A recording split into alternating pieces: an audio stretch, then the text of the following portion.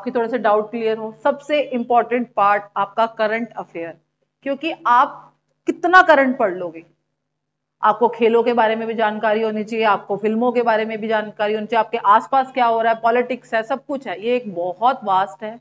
तो इसके लिए सजेशन है आप न्यूज़पेपर पढ़िए, न्यूज को अपने पास नोट जरूर करिए। लास्ट 6, अगर आपके पास टाइम नहीं है, टाइम जा चुका है, मैं नोट्स नहीं बना सकता या नहीं बना सकती, तो उसके लिए आप लास्ट 6 मंथ, लास्ट 1 ईयर का अपना बुक लीजिए और उसको अच्छे से नोट्स बना के आपको पढ़ना पड़ेगा। इसके लिए डेली आपको 1 घंटा आपको निकालना ही पड़ेगा। 1 आवर तो आपको चाहिए कि आप अपने करंट अफेयर को दीजिए। ये एक मैं मिनिमम चीजें बताऊंगी, मैक्सिमम आप अपनी लाइफ में जितना मर्जी अप्लाई करिए। तो 1 घंटा तो आपको एटलीस्ट जीएस यानी कि करंट, जीएस की बात नहीं कर रही, करंट को देना ही देना, करंट अफेयर के बारे में आपको पता होना चाहिए। नेक्स्ट देखते हैं मैथमेटिक्स। देखो बहुत बड़ा फोबिया रहता है, कई लड़कियों में भी, कई बच्चों में रहता है, लड़कियों में ज्यादातर रहता है। और जो उन बच्चों को जिन्होंने 10th के बाद मैथ्स पढ़ा नहीं और एकदम एग्जाम के लिए, उनके लिए मैथ्स आगे खड़ा हो जाता है और उनको ऐसा लगता है कि ये कैसे होगा। और 20 मार्क्स का आपका अगर टीचिंग एग्जाम है, 20 मार्क्स का, 35 मार्क्स का, ये रहता ही रहता है, ये आपका पीछा नहीं छोड़ने वाला।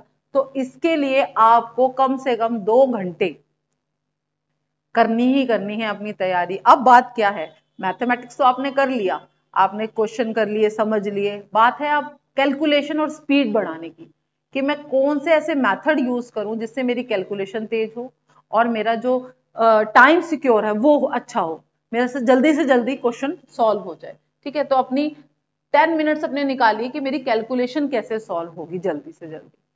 तो इस चीज पे ध्यान दीजिए। 2 घंटे डेली आपको एटलीस्ट तैयारी करनी है, किसकी, मैथमेटिक्स की, जो आपका सबसे बड़ा फोबिया रहता है कई बच्चों का, सबका नहीं है, कई बच्चों का रहता है।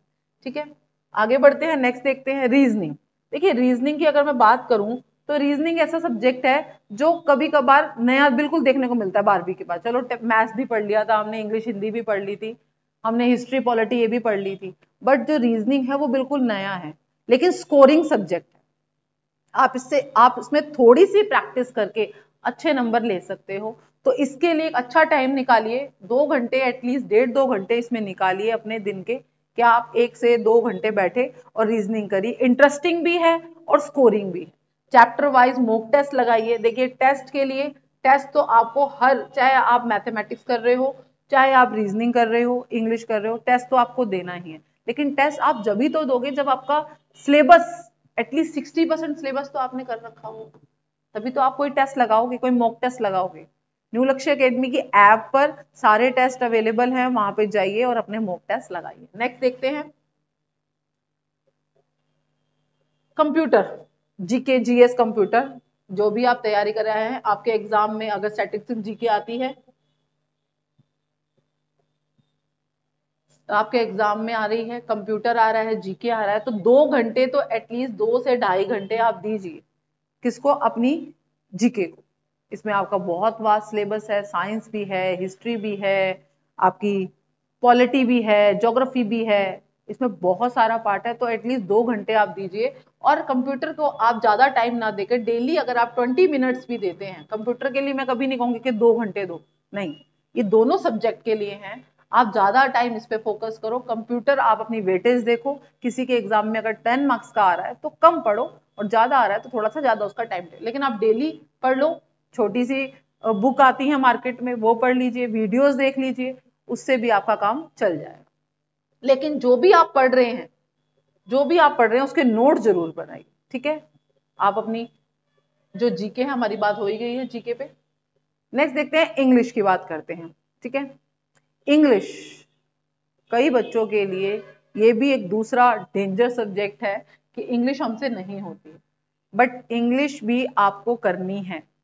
इंग्लिश भी आपको करनी है। कैसे करनी है, एटलीस्ट आपको अपनी वोकैब पे बहुत ज्यादा ध्यान देना है। ठीक है, यहाँ पे कुछ वोकैब जो है, आप मान के चलिए आधा घंटा आपको डेली वोकैब करनी ही करनी है। वोकैब हर पेपर में आती है।